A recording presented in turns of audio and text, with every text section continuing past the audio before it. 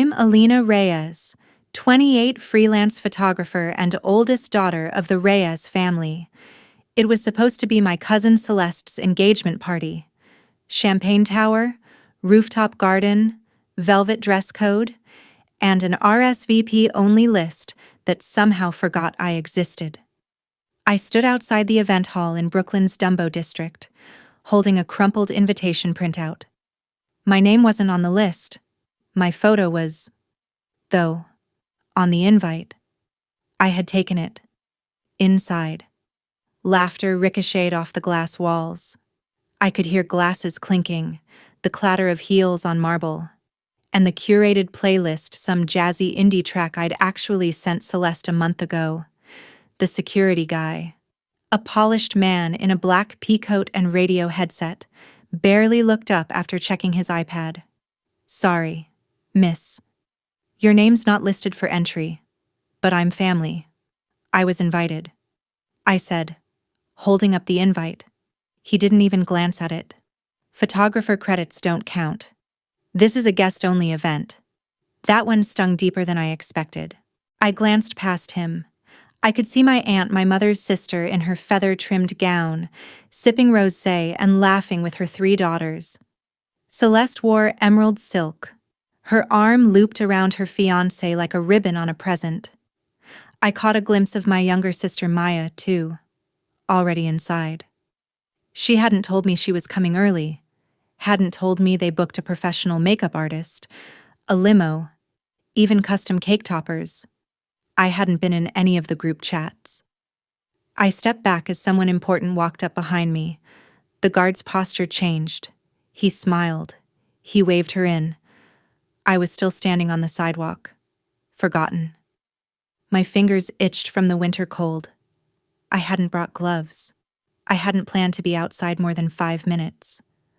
A gust of wind blew the invitation out of my hand, and I didn't chase it. I just stood there. One of the aunts glanced my way, then turned. She didn't tell anyone I was there. You ever have one of those moments where the people who are supposed to see you just don't? Not out of cruelty, not out of hate, but because they've already decided who you are, the poor one, the artsy one, the still figuring it out one, the extra. If you've ever been through something like this, drop a comment or let me know where you're watching from. Hit like or subscribe if family drama ever made you feel invisible too. A sudden hush spread inside the venue, a ripple, like a wind brushing through the crowd. I was about to turn and walk away when a luxury car pulled up. The door opened slowly. Out stepped a woman in a sleek black trench coat, long silver earrings catching the light like tiny moons. She spoke to no one, just looked around. Then, without a word, she walked straight to me. The crowd parted. Alina Reyes, she asked. I blinked. Yes, she smiled. Your work was selected for the Times Square Lumina project. You've been chosen as one of the featured photographers. Your name and image went up 5 minutes ago. My heart stopped. Behind her, Celeste's fiancé froze, holding a champagne glass mid-air. My sister Maya turned toward the doorway, mouth slightly open. The entire garden went still. Heads turned, necklaces stilled. Forks paused in the air. I felt every gaze shift. My fingers, still red from cold, trembled. And for the first time in a long while, no one was talking. They were listening. The silence that followed her announcement was thick. I could hear the clinking of wind chimes from a nearby vendor stall on the street before I could hear anyone inside breathe again. And then, all at once, the murmurs began. Wait, what did she say? Did she say Times Square? Her photo? Is she serious?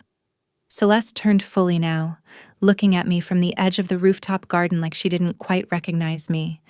She leaned toward her mother, whispering something into her ear. My aunt squinted through the doorway. The woman, her name was Rena Caldwell. As I'd later learn, gave me a quiet, respectful nod. She handed me a manila envelope. Inside. You'll find the press itinerary, the confirmation of your panel talk next week, and the digital files for the public display rights. I didn't even know I got selected, I managed to whisper. We emailed you 3 days ago. Our PR said they were waiting on a response, but you never replied. I figured I'd track you down in person. Luckily, I saw a tagged story with this location. I blinked. My junk folder. Behind her. Someone stepped out from the crowd inside the venue. My sister. Maya. She hesitated at the threshold, then made her way toward me in careful steps, her stilettos clicking against the slate floor. Her expression was unreadable. Alina, she said slowly. I didn't know. No one told me. You didn't ask, I said, softer than I expected. She glanced at Rena, then at the envelope in my hand. So you're really up on Times Square right now? I nodded. Apparently. Then something strange happened. People began stepping closer. A few guests who hadn't greeted me in years were suddenly offering quick smiles. One even asked, "Can I see your work?" Celeste stayed frozen in the background, her arms still around her fiancé, her jaw set. She wasn't smiling. Maya looked at me again. Do you want to come in? I could see the hesitation in her eyes. She wasn't sure if she was extending kindness or obligation, but I didn't walk in. Not yet. I needed a moment. I sat on the stone bench outside, just a few feet from the doorway. Rena had gone back to her car, promising to call me later about the media briefings.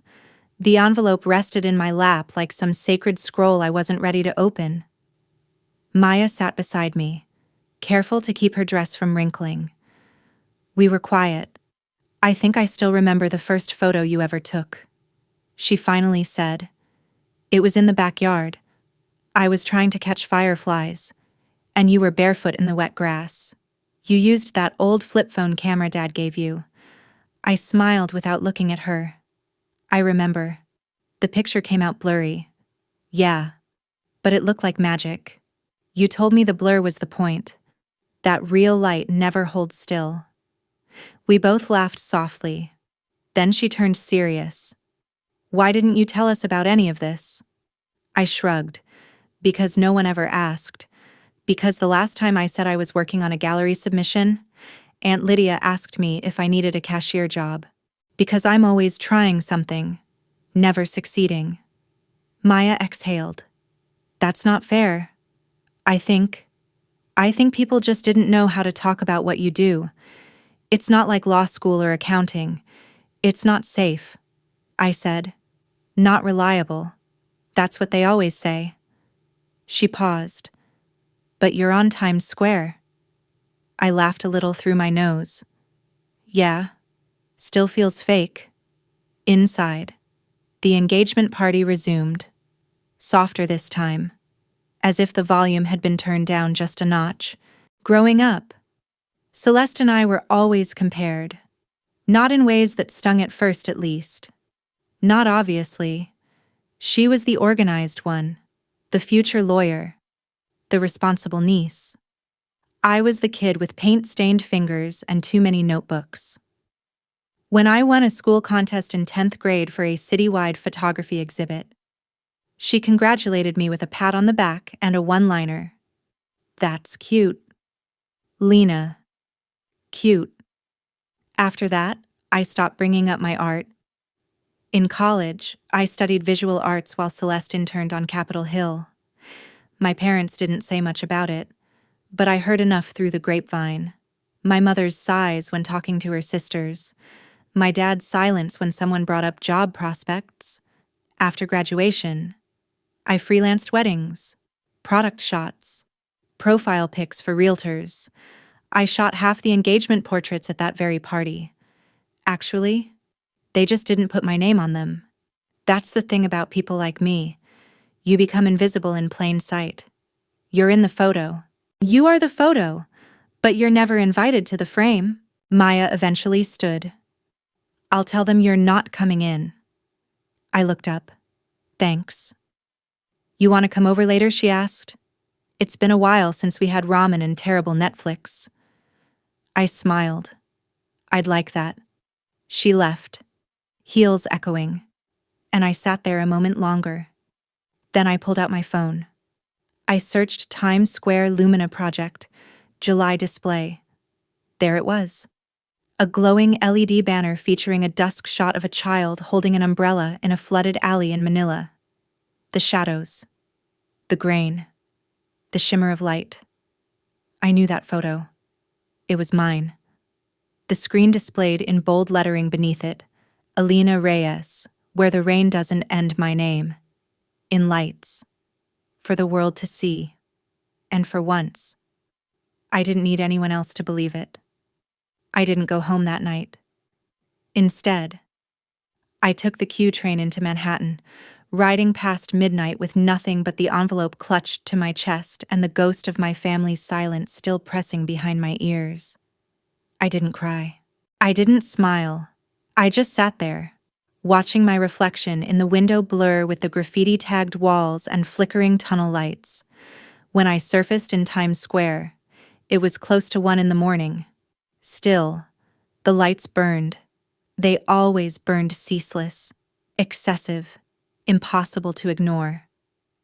I walked slowly across the plaza, past tourists still taking photos, street performers packing up their speakers, police horses lingering on the edges like forgotten statues. I didn't even know where to look at first. Then I saw it. On the west-facing LED screen just above a sportswear store, 30 feet tall and moving in slow fade, the Manila shot. My photo. That boy, waist deep in water, holding the yellow umbrella. A dog in the background climbing through a broken doorframe, the clouds above like bruises.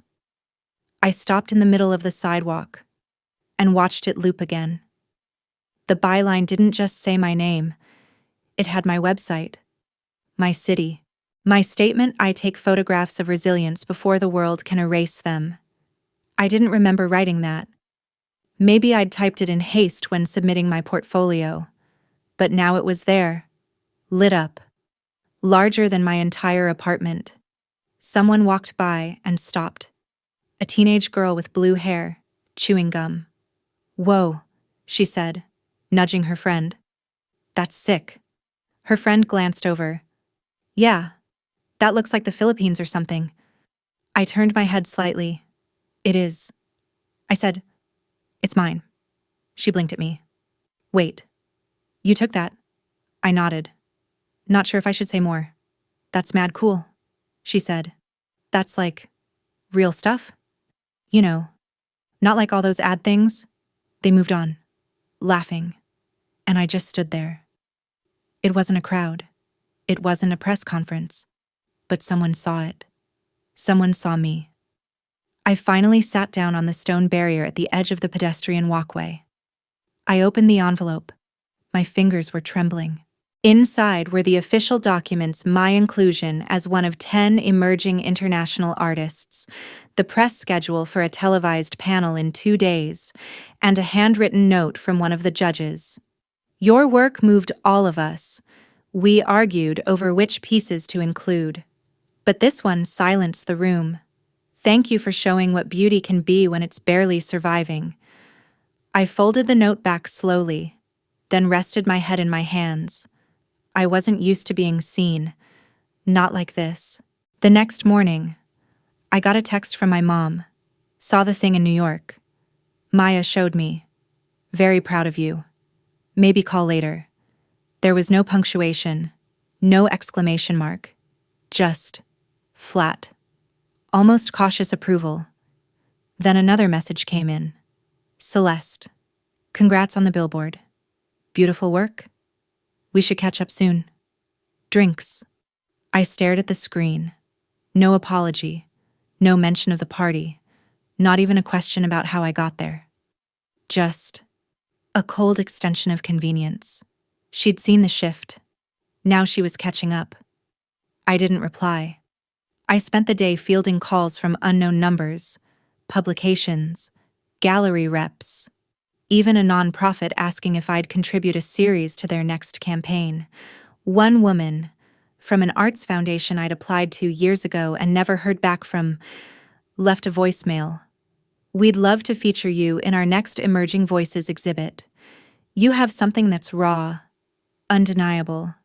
We must have missed it before, but we see it now." That one hurt more than it pleased me.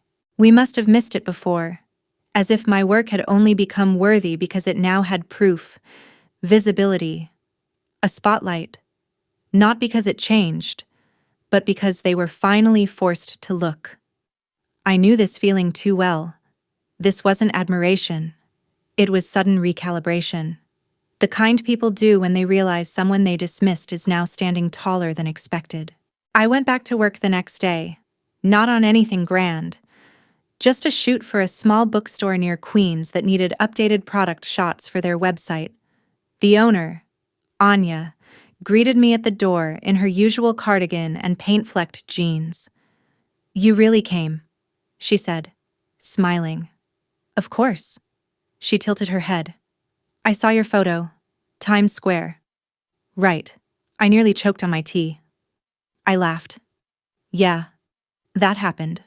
I knew you were brilliant," she said softly, walking me toward the back where the display table waited. "They're just catching up.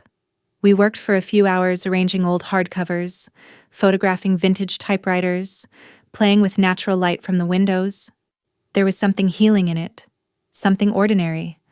Afterwards, I helped her mop the back hallway, and when she handed me an envelope with my modest payment, she added, 'No one can billboard you into peace, but I hope you're feeling some—'" I pocketed the cash and said, "Yeah, maybe a little."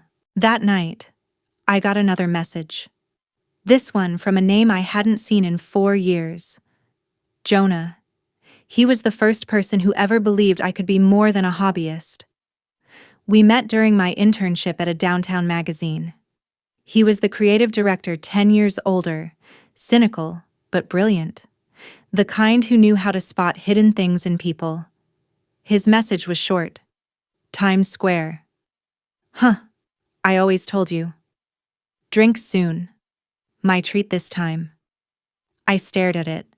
I had spent years resenting Jonah for leaving the city without saying goodbye, for taking a job in Chicago and vanishing like I had been just another project to him. But seeing his name didn't bring back rage. It brought back a strange warmth. He had believed in me, even if he failed at being there. I didn't reply. Not yet.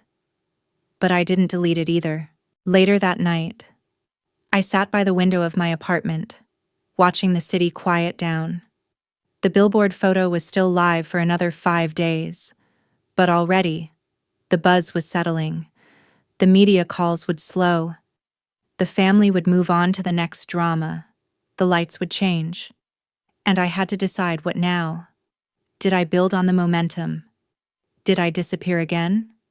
Did I try to make it last? I didn't have the answers. But I did have something new.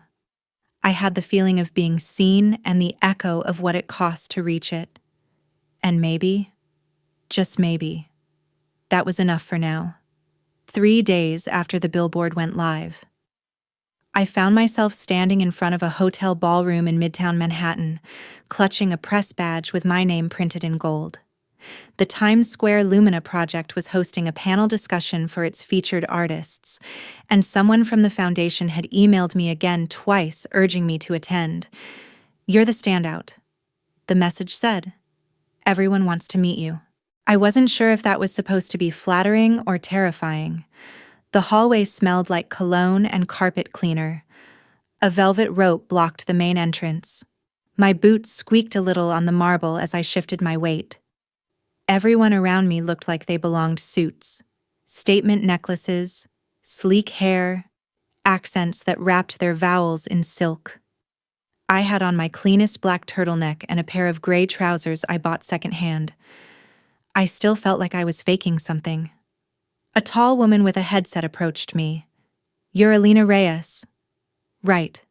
I nodded. And she lit up. "Come with me. You're on the second panel." We've got you seated next to Roman Kaderi. He flew in from Istanbul. Oh, and prepare for Q&A at the end. People have questions about your process. I followed her past gold-framed mirrors and floral arrangements taller than me. My throat was dry. My camera bag hung awkwardly from my shoulder. I didn't even know if I should have brought it. Part of me still didn't believe I deserved to be here. The room was packed. Rows of white chairs faced a stage backed by a massive screen, looping each artist's featured work. When my photo appeared again, the audience actually applauded. I stood frozen for a moment until the woman with the headset gently nudged me toward the panel table. Roman, the Turkish photographer, smiled at me with warm eyes and a tired kind of grace. "Your photo," he said in a soft accent, stopped my breath. It reminded me of home, of what we carry when we don't have the words. I blinked. "Thank you. That means more than I can explain." The first question of the session went to him, then a sculptor from Ghana, then a street photographer from Berlin. Finally, a moderator turned toward me. "Alina," she said, her tone curious, almost maternal. "Your photograph from Manila? It's haunting. What drew you to that moment? And how did you know it was the shot?" I adjusted the mic, my hand visibly shaking. I glanced at the screen. The little boy with the umbrella stared back at me. "I didn't know," I said. "I never do. I was walking through the flood zone with a local aid group. The storm had just passed. There was this boy. He wasn't crying, wasn't posing. He was just still. And in that stillness, he looked like he understood something that I didn't." I looked at the crowd. I took the photo because it felt wrong not to. The room went quiet. Then someone in the audience raised their hand. "You didn't list a studio in your artist bio. Do you work independently?" I nodded. "I don't have a studio. I shoot wherever the moment allows. Sometimes that's in the rain. Sometimes it's behind a grocery store. Sometimes it's in the dark, with a lens I had to borrow." A chuckle passed through the audience, not unkindly. Another hand. "How has your family reacted to your success?" I paused. "They've reached out," I said carefully. "Some with congratulations, some with silence. But I think they're watching now. And that's a start." When the panel ended, a line formed, people wanting to talk, to ask, to offer cards and compliments. Somewhere in that blur, a familiar voice rose behind me. "Lena." I turned. Celeste. She was out of place in this room, too formal, too polished. Her dress stiff at the shoulders and her expression unreadable. She stepped closer, ignoring the people in line behind me. "I didn't know you'd be here," she said, even though it was clear she had. "Celeste," I said, nodding. She glanced at the crowd, then at the screen, where my photo had just looped again. "It's beautiful," she said. "And that quote of yours, they read it out loud earlier, the one about resilience. I didn't know you wrote things like that." "I do," I said. "I always have."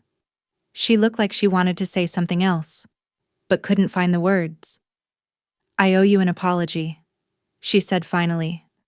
"About the party, about how we've treated you.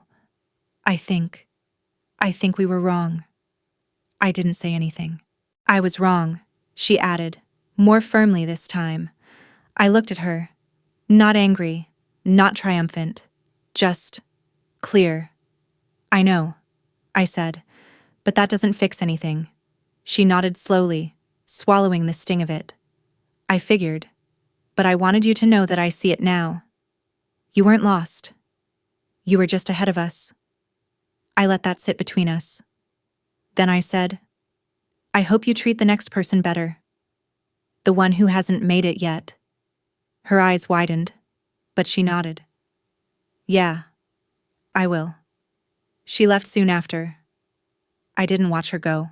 That evening, I rode the subway back with my camera still untouched in my bag.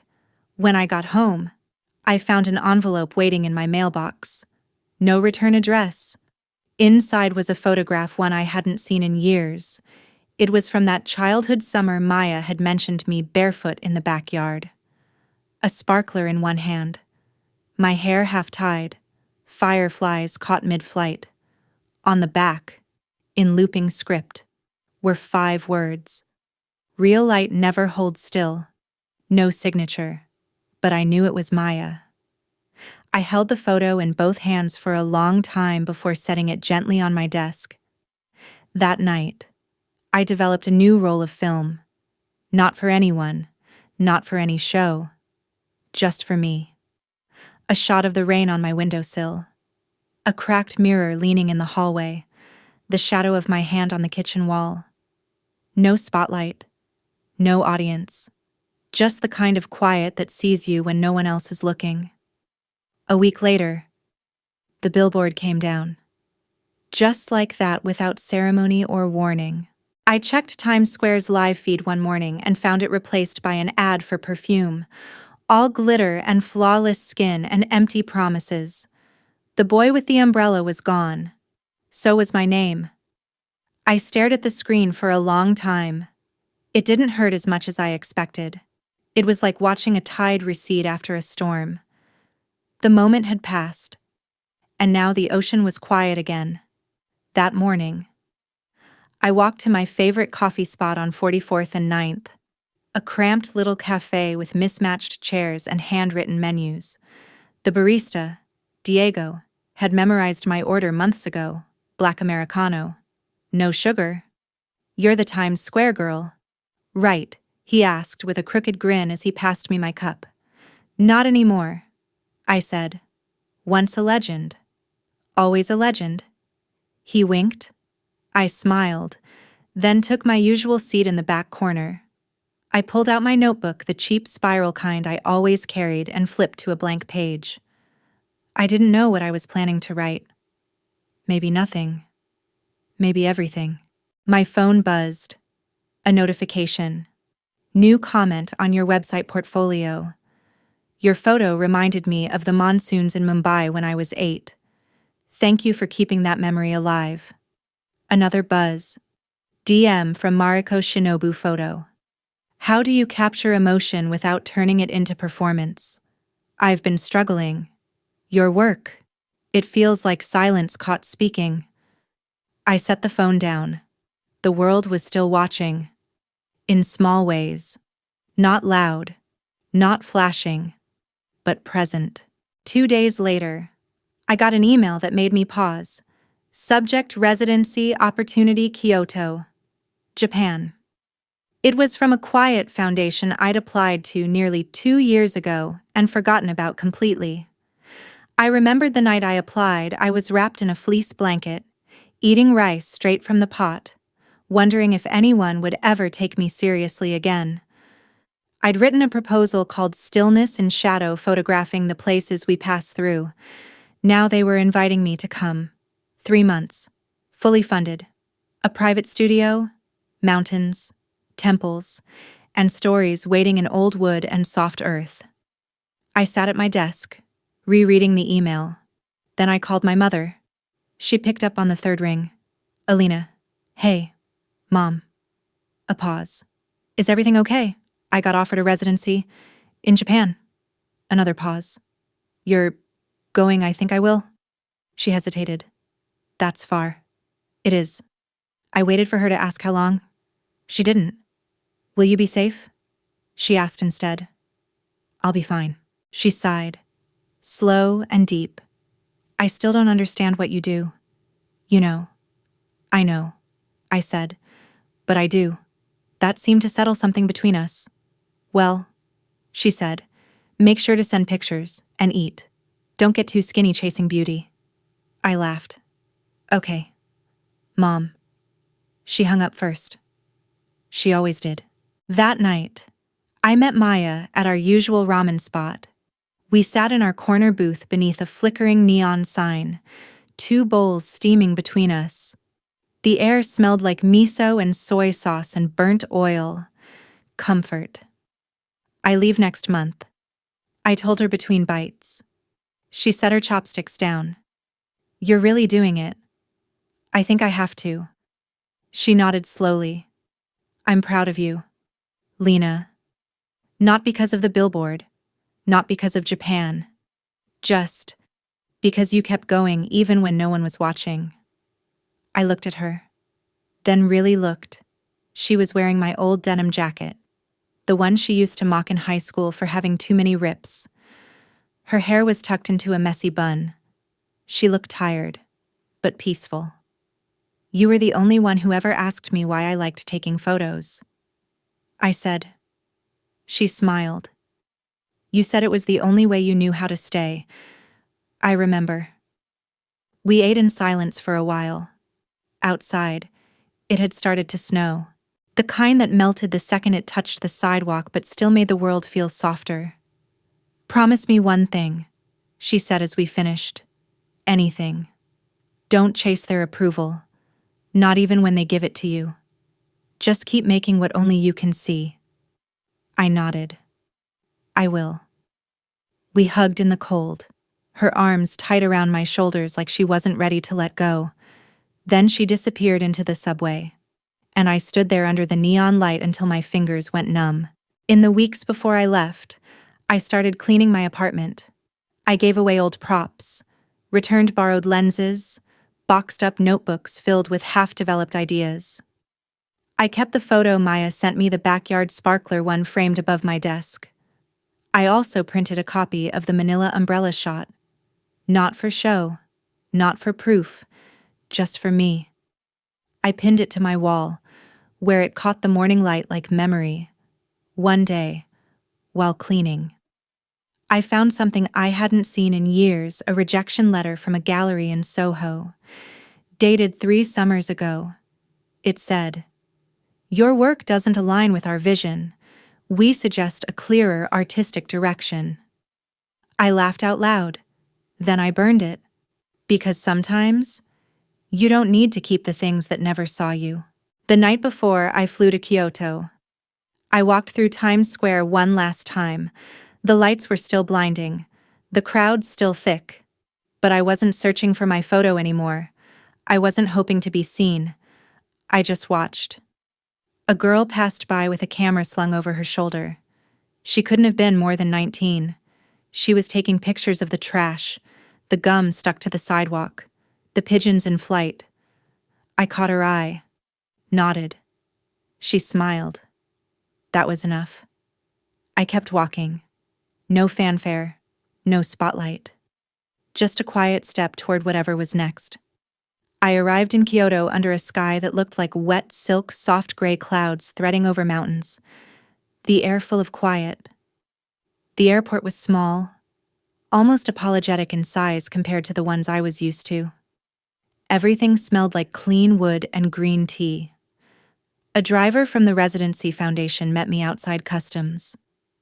He held a little sign that said Alina R. in capital letters, underlined twice in blue ink.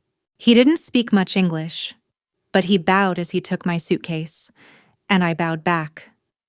The drive took over an hour through winding roads that curved around hills thick with cedar trees.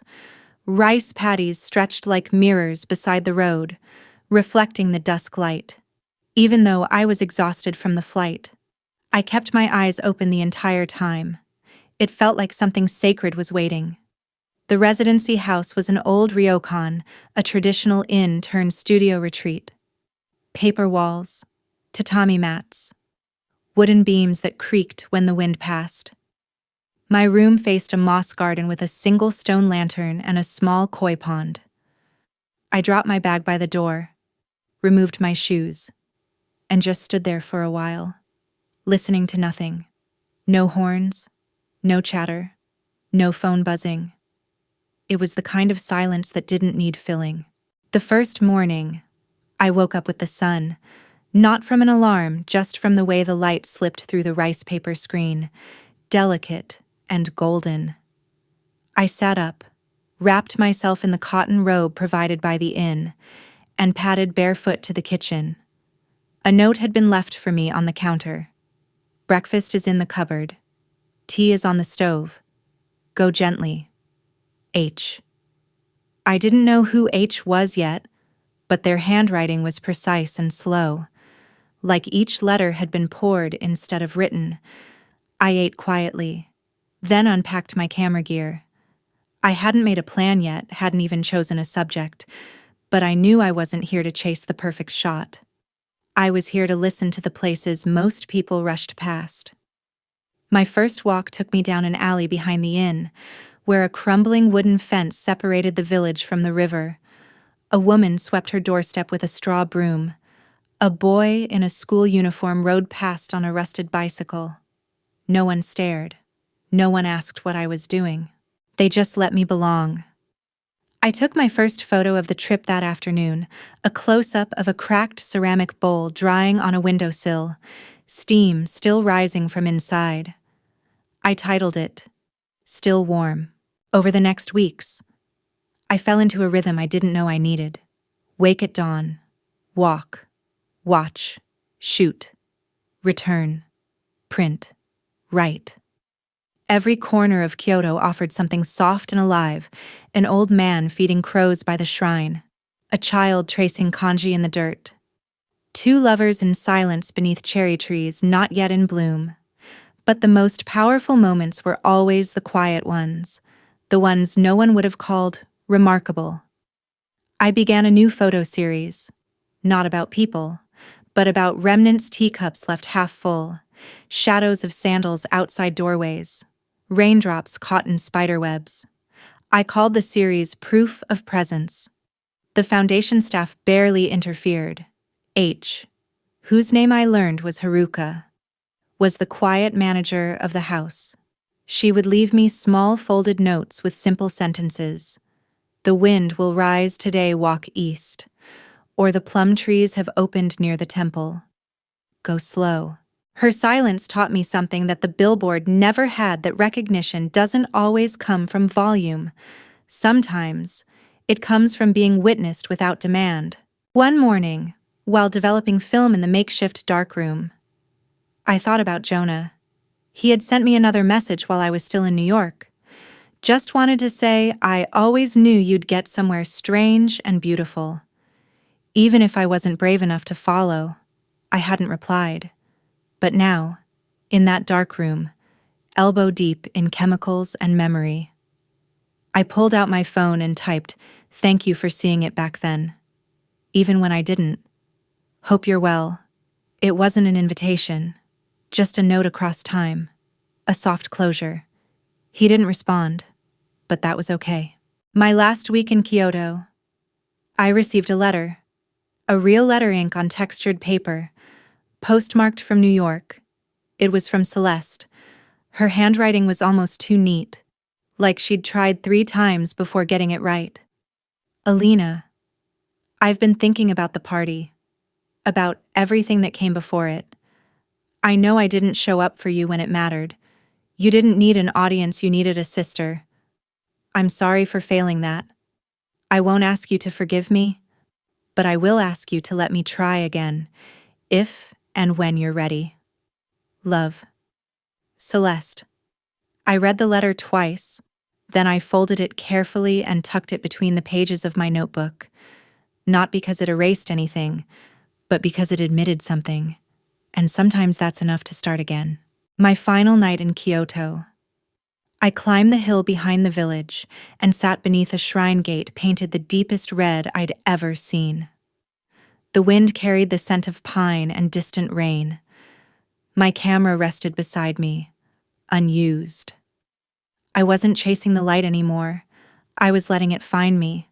From where I sat, I could see the rooftops of the village, the crooked lines of old homes, the shimmer of distant lanterns preparing for festival season. I closed my eyes and listened.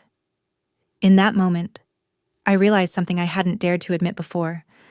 I was no longer trying to prove anything. Not to Celeste, not to Jonah, not even to myself.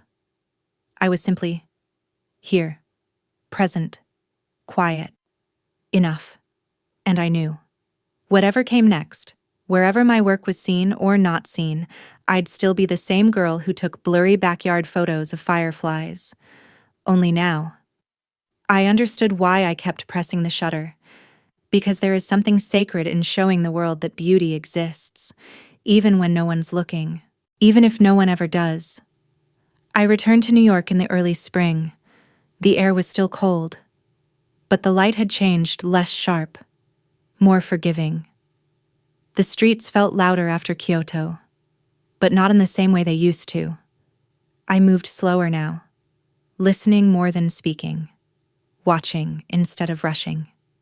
Maya met me at the airport with a hand-painted cardboard sign that said, Kyoto Royalty in red marker. She was wearing oversized sunglasses and a coat that looked like it had belonged to a drama teacher in the 80s. You look calm, she said when I walked up. Like you've been drinking tea with monks. I've been drinking tea in silence, if that counts. She wrapped me in a tight hug. No words for the first few seconds. I let my bags drop and leaned into her shoulder, taking in the familiar scent of coconut shampoo and city sweat. You still smell like New York, I murmured. You still talk like a poem. We both laughed. On the drive back, she filled me in on the family updates. Celeste had gotten married quietly, no engagement party this time, no rooftop drama. Aunt Lydia had started a knitting business on Etsy. Dad had finally retired. And Mom, well, Mom was trying, Maya said. She was watching my stories now, occasionally leaving a heart emoji. I listened, half present, half somewhere else. Not in a bad way, just adjusting. Re-entry always took time. My apartment looked untouched. The same book stacked on the same leaning shelf, the same chipped teacup on the windowsill. I dropped my suitcase and walked around like a guest in someone else's home.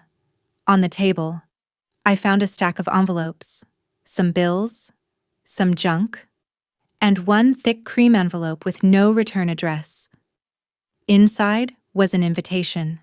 You are cordially invited to the opening of Proof of Presence, a solo photography exhibit by Alina Reyes. Date May 10th, location Barlow and Finch Gallery. Brooklyn. I stared at it. I hadn't planned a show. I hadn't pitched anything. But there it was in formal print, embossed lettering and all. I flipped the card. A note on the back. We've followed your Kyoto series through your website and recent press. We're honored to host your first solo show. The city deserves to see what stillness looks like. D. Barlow. I sat down. Hard. My first solo show. And I hadn't asked for it. It was being offered. The next month passed in a blur of edits, prints, framing decisions, gallery walkthroughs. The space was beautiful exposed brick, high ceilings, windows that let the natural light fall exactly where you wanted it. I chose 24 photos from the Japan series. No people, just presence. I placed the cracked bowl beside a shot of temple shadows. The doorway sandals beside a mist-covered bridge. I didn't use placards or quotes, just titles, handwritten in pencil on the wall beside each frame. I wanted the silence to speak. I didn't invite the whole family, just Maya and Mom. They both came.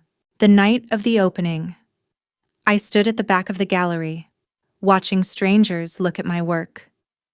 A woman stood for 10 minutes in front of Still Warm. A teenage boy pointed out the spiderweb photo to his father. A man in a tailored coat stared at the sandals photo, his lips pressed tightly together like it had unlocked something he wasn't ready to admit. No one asked me to explain anything. No one asked if I had a backup plan. I spotted Mom standing quietly beside Maya. She was wearing the same navy scarf she wore to Sunday service. She kept looking at the wall, at the guests, at me. She didn't say much when we greeted, just hugged me and whispered, "You made this." I nodded. Yeah, I did. She pulled back, eyes glassy. I still don't know how you see the things you do. I smiled. Maybe it's because I spent so long trying to be seen. Maya slipped her arm around my waist and leaned in. You're finally in the frame. A week after the exhibit, I got a message from Haruka. The plum trees are blooming. Kyoto is still quiet. Come back when you miss the silence. I replied with a photo of New York's spring skyline, half smog, half softness. Soon. But right now, I think I need to stay present where I am, and I meant it. For the first time in years, I wasn't chasing away. I wasn't waiting to be discovered. I wasn't hiding behind doubt or trying to outpace my family's silence. I was here, making art, living small, letting the quiet shape me. I started teaching part-time at a community arts center in Queens, twice a week. I met with a group of teenagers, most of them uncertain, some of them wildly gifted, none of them comfortable being called artists yet. I gave them cameras and told them the rules didn't matter. One boy photographed broken fences for a month straight. One girl took portraits of her mother's hands each morning. Another student barely spoke a word, submitted a photo of a half-eaten sandwich left on a park bench. When I asked him why, he said, because it looked lonely, and I understood exactly what he meant. One morning, I found an old note I'd written to myself, tucked in a notebook I hadn't opened since college. It said, if they don't see you, create anyway. The light was never for them. I didn't even remember writing it. But now, it felt like something I'd waited years to believe. Sometimes I still get messages, from strangers who saw my photo that week in Times Square, from galleries asking if I'm interested in expanding my profile, from Celeste, sending quiet updates about her life, like she's slowly learning how to speak without performing. Sometimes I answer, sometimes I don't, but I never forget. Because even now, even after the exhibit, the residency, the billboard, I don't take being seen for granted. I remember what it felt like to be turned away at the door, to stand in the cold with an invitation in your hand and no one willing to look up. And I remember the moment that changed it all. Not the spotlight, not the applause, but the woman who looked for me when I didn't know I was being looked for. The moment the world whispered back, "We see you now." And I whispered, finally. Spring slid into summer like a whispered exhale. New York's concrete began to steam again, and the corners of the sidewalks filled with makeshift tables, food carts, open sketchbooks, and music from somewhere always just out of frame. I spent most of my days walking no destination, just a camera in my pocket and a notebook in my shoulder bag. I started taking fewer photos, not because I lost interest, but because I didn't need the camera to justify my seeing anymore. Some days, I just sat on a park bench and watched. A woman in a red scarf handing orange slices to her daughter. A man in a business suit leaning against a lamppost with tears in his eyes, and no one noticing. A child dancing in a puddle like the world didn't know how to hold back joy. I took mental photographs now. I didn't frame them. I didn't title them. I just let them live where they were. And strangely, that's when people began to find me again. A message came through my website's contact form one morning. I saw your work at Barlow and Finch. It felt like being given permission to stop hiding. Nina. 22 Lisbon. Then another your photo of the sandals by the doorway reminded me of my grandmother's house. She's gone now, but I swear I could smell her soup when I looked at it. Eli. 34 Michigan. They came not in floods but in quiet, steady drops. Letters from strangers, confessions from people I'd never meet. It felt intimate in a way that the spotlight never had. Because these weren't people clapping. They were whispering, reaching, trusting me with something private.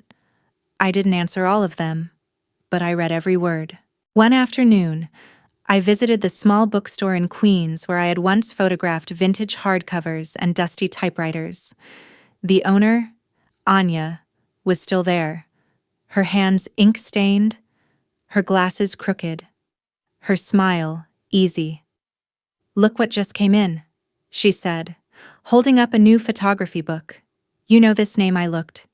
It was Roman Kaderi, the Turkish photographer from the Times Square panel. The cover was a photo of smoke rising from a tea glass, sunlight catching the swirl midair. I smiled. "Yes, I know him." She raised an eyebrow. "You're in the acknowledgements." I opened the back. There it was. "To Alina Reyes for showing me that silence has shape." I sat down in the armchair by the travel shelf, the book warm in my lap. We hadn't spoken since that panel, and yet, in that small line, I felt understood again. Celeste invited me to coffee, not through text. She showed up outside my community center class one afternoon, clutching a paper bag from the bakery down the block, and a nervous smile that softened the moment she saw me. "I didn't know how else to say it," she said, "but I figured showing up was a start." We walked 2 blocks in silence, then sat on a bench in front of a mural I'd helped photograph for the city's public art archive. It was of a girl in mid-laugh, her hair flowing into birds. Celeste handed me the bag. Inside were 2 soft-baked croissants, almond, just like we used to eat on Sundays as kids before everything became rolls and silence. "I went to your show," she said. "Didn't want to bother you, but I stood in front of that cracked bowl photo for 20 minutes. I smiled faintly, still warm. She nodded. It reminded me of Mom. We sat quietly, tearing croissants into pieces. No crumbs between us, just memory. She looked down at her lap. "I think I didn't want to believe you were really doing it, because if you were, that meant I had to face that I never listened." I said nothing. She glanced at me. "But I'm listening now." I met her eyes. "You don't have to catch up," I said gently. "You just have to stop running." She blinked, and then smiled small, unsteady, but real. "Okay," she whispered. That summer, I received a call from a woman named Yuko, curator at a small museum in Sapporo. "We are organizing a winter exhibit," she said. "We want to feature artists who understand impermanence. Your Kyoto work. It carries that weight. Would you consider submitting new pieces?" I looked out the window. The city buzzed, but a single dandelion was blooming between cracks in the cement. "Yes," I said, "but only if I can shoot it in silence." She laughed softly. "That's exactly what we hoped." After we hung up, I opened a fresh roll of film and scribbled a title on the canister, "Things That Stay." In July, I received an email from the woman who had turned me away at Celeste's engagement party, the event planner. She said she remembered me from the door and now followed my work. She asked if I'd be interested in photographing an upcoming ceremony for her, an artist's wedding in an old greenhouse in New Jersey. I reread the message twice, then replied, "Thank you for reaching out. I'm honored you thought of me, but I'm not taking on events this season. Wishing you all the best. Warmly, Alina Reyes." I didn't need to reclaim anything. I just didn't want to go back. Some nights, I still take walks without my camera. There's something sacred in letting beauty pass without catching it. One evening, just after sunset, I stood on a rooftop near my apartment and watched the sky bruise into indigo. A boy nearby flew a paper kite, and the tail caught in the breeze like a secret. I thought about the girl I used to be, the one who stood outside the door with an invitation in her hand and a storm in her chest. She didn't disappear. She simply changed shapes. Now, she lives in every photo I don't take, in every moment I let go, in every breath where I stop trying to be seen and simply let myself be. In the early days of autumn, I received a small parcel from Haruka. No note. No return address. Just my name written in brushstroke kanji on the outside. And inside, a folded piece of handmade paper and a single photograph one I hadn't taken. It was the red torii gate above the village, the one I'd sat under my last night in Kyoto. Only this time, I wasn't alone. In the frame, from far away and slightly blurred, I was sitting beneath the gate, knees tucked up, my camera resting beside me, my head tilted back toward the trees, eyes closed, like I was listening for something only the wind could say. I stared at the photo for a long time, then ran my thumb gently across its surface. It wasn't a perfect shot. The light was uneven, the focus uncertain, but it was real. And it was proof I had been seen, even when I thought I was alone. That photo found a home in the center of my wall, above my desk, where the manila boy with the umbrella had once hung. Not because the Times Square image meant less, but because this new one meant something different. It wasn't recognition, it was reflection. I began waking up earlier again, not for appointments or interviews or deadlines, just to sit in the kitchen, steep tea, and let the quiet fill the corners of the room. There were fewer messages now. The buzz had faded.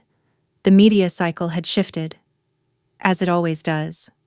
A younger artist was now the one to watch, and a new list of emerging voices had been published that did not include my name. I didn't feel replaced. I felt released. Because for the first time, I wasn't chasing the next thing. I wasn't trying to build a brand or leverage momentum. I was just living, still working, still seeing, and I was okay with that. One Thursday, a former student from my community center class asked to meet me. Her name was Jada, 17, nervous, bright-eyed, the kind of girl who took photos of broken escalators and made them feel like portals. We met at a coffee shop near Central Park. She brought a stack of prints with her, bound together with twine. I didn't want to email them. She said, "I wanted you to hold them." I opened the bundle. First a puddle reflecting fire escapes. Second an empty sneaker in a pile of autumn leaves. Third a handprint on a fogged bus window. Half vanished. I flipped slowly, one by one. The quiet between us felt familiar, like the silence between exposures, between thoughts, between everything spoken and everything felt. "Do you think I have something?" she asked finally. I looked at her, not just her photos, and I nodded. Yes, not because I say so, but because you keep noticing things no one else does. She smiled. "I think I want to apply to an arts program. My mom doesn't get it, but..." I touched her hand. "You don't need everyone to get it. Just one person to believe in it, and that person might have to be you." She nodded slowly, then wiped her eyes. Before she left, she gave me a folded note. Later. I opened it. "Your class was the first place I ever felt real. Thank you for seeing me before I knew what that meant." I pressed the note between the pages of my Kyoto sketchbook. There was a quiet, full circle in that. One night, I took out my old hard drive. It held years of photos I'd never edited, forgotten folders, half-finished projects, rejected work. I opened a file called Fragments. Inside were images I hadn't dared to show anyone. Blurry night windows, a dog waiting in the rain, my mother's hands washing rice, my own shadow crossing a hallway. I dragged them into the light, not to fix them, just to look again. Each photo felt like a breath I'd once held, and now, finally, I could exhale. I started writing again. Not just captions or emails or gallery notes, but real writing. Letters to no one. Essays that would never be published. Sentences that unraveled like film strips across the page. One day, I wrote, "Maybe the truest kind of visibility is when you don't have to be extraordinary to be loved." I read it back to myself, then folded the paper and left it in the empty subway seat across from me, just to see if anyone would pick it up. Maybe someone did. Maybe it blew away. That wasn't the point. The point was to let it go. Around mid-October, I walked into my old high school for the first time in over a decade. They'd invited me to speak to the art students, some kind of alumni spotlight event. I said yes, not out of ego, but out of a strange curiosity.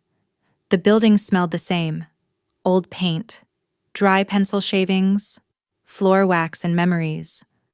A guidance counselor I barely remembered greeted me, eyes wide. "I heard about your work," she said. "You really made it out there." I smiled politely but didn't say much. The classroom had barely changed. Posters of Van Gogh and Georgia O'Keeffe, a dusty projector. Kids slouched in plastic chairs, half listening, half texting. I told them about Manila, about Kyoto, about what it meant to shoot through doubt, to keep clicking the shutter even when no one cared. But then one boy in the back raised his hand. What happens when you finally get seen, and it still doesn't feel like enough? The room went still. I didn't rush to answer. Then I said, "You keep looking for the moment when you see yourself, and you learn to stay there, even when the applause stops." He nodded slowly, and I knew he understood. On the way out, I passed by the trophy case, still full of sports medals and plaques, but at the far end, tucked beneath the glare of the hallway lights, I saw something new: a small framed article from a local paper. Headline: "Former Student's Art," featured in Times Square below it. A photo of me, not the billboard, just me, holding a camera, squinting into sunlight. I stood there for a while, not out of pride, out of awe, because somehow, the girl who once walked these halls invisible had left something behind. Not in trophies, in proof. That night, I walked home slowly. The wind had changed. Leaves crunched under my boots. Somewhere nearby, someone was playing jazz from a second-floor window. I didn't take a photo. I didn't write anything down. I just felt it. All of it. The way the world no longer needed to clap for me to feel full. The way silence had become a companion, not a cage. The way presence, true presence, had nothing to do with lights or billboards or applause. It lived in the ordinary, in the stillness, in the knowing. And as I reached my apartment door, I looked up at the night sky and whispered to no one, "I'm still here," and that was enough. Winter arrived without a grand announcement, just a slow turning of the air, the kind that makes your breath visible before you even feel the cold. My apartment windows began to fog in the mornings, and I took comfort in the ritual of wiping them clear with the sleeve of my sweater. Life was quieter now, not in a hollow way, but in the way a song slows at the end, soft, deliberate, full of presence. I'd stopped waiting for another big moment to define me. No more watching inboxes, no more refreshing news feeds for another feature. What mattered had changed. Some mornings I photographed nothing at all. I would walk the block, let the sun fall over my face, feel the gravel shift beneath my shoes. Some days, I still brought the camera, but it wasn't my witness anymore. It was my companion. The world no longer owed me recognition. I had learned how to witness myself. One Sunday, I visited my mother. We sat in her kitchen, where the walls were still yellow and the kettle still sang just before it boiled over. She was making soup, same as always, cabbage and carrots and a single chicken thigh with the skin still on. As she stirred, she looked over her shoulder and said, "I saw your photo in the city paper last week, the one with the window reflection." I raised an eyebrow. "You read the paper?" She smirked. "Only the good parts." I smiled. She handed me a bowl without a word. I didn't reach for a spoon. I just held it in my hands for a minute, letting the warmth soak through. "It's good," I said finally. She nodded. "I used the broth recipe you wrote down. From last year." I blinked. I hadn't even remembered writing it down for her. We ate in silence for a while. And for once, it wasn't heavy. It was shared. Afterward. She opened the drawer by the fridge, the one with batteries, receipts, and things she never threw away. From it, she pulled out a small, worn envelope. "I never knew where to put this," she said, handing it to me. Inside was the first photo I ever had published in the local community paper, a blurry shot of fireworks behind the silhouette of an old man in a wheelchair.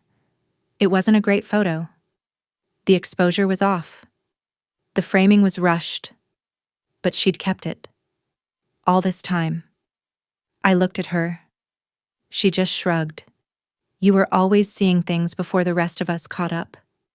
And that was the closest thing to forgiveness we'd ever exchanged. Maya and I stayed close. We started a small weekend ritual film walks. One neighborhood, one role, no pressure. She shot on a borrowed point and shoot. I used whatever lens felt right. We'd walk in silence for blocks, then stop for dumplings or coffee. She'd show me her shots, and I'd pretend to be a tough critic until we both burst out laughing. Once, she turned to me while framing a shot of a pigeon perched on a bike handle and said, "Do you think all this happened because of that billboard?" I shook my head. "No, that was just the doorway. The rest happened because I stayed." She clicked the shutter, satisfied. I never chased another billboard. But one afternoon, on a whim, I took a train to Times Square, not for nostalgia, just to see if the city still felt different from up close. The crowds were the same. Bright lights, street noise, performers shouting into microphones. But this time, I didn't feel smaller than it. I just felt part of it. I stood where I had once been ignored, holding an invitation no one accepted. I stood where someone had once said, "Your name's not on the list." And now, I didn't need the list. I didn't even need to go inside. Because everything I thought I wanted had already passed through me and left something better behind my own permission to exist. Back home, in the quiet of my apartment, I began a new series. Not for a gallery, not for the press, just for me. Photos of unfinished things, a cup of tea, half drunk, a book with a folded page, a cracked mirror leaning against the wall, a door, slightly open. I titled it Almost. Because sometimes the beauty isn't in the completion, it's in the trying, in the waiting, in the being willing to keep going without certainty. I still get asked, sometimes, what it felt like to have my face on a billboard in Times Square. And the truth is, yes, it was thrilling. But what mattered more was what came after. The day no one clapped. The morning I woke up and nothing was trending. The moment I chose to create anyway. Not for applause, but for presence. For proof that I had stayed, that I had seen, that I had become what I once thought was out of reach. Not because the world said so, but because I did.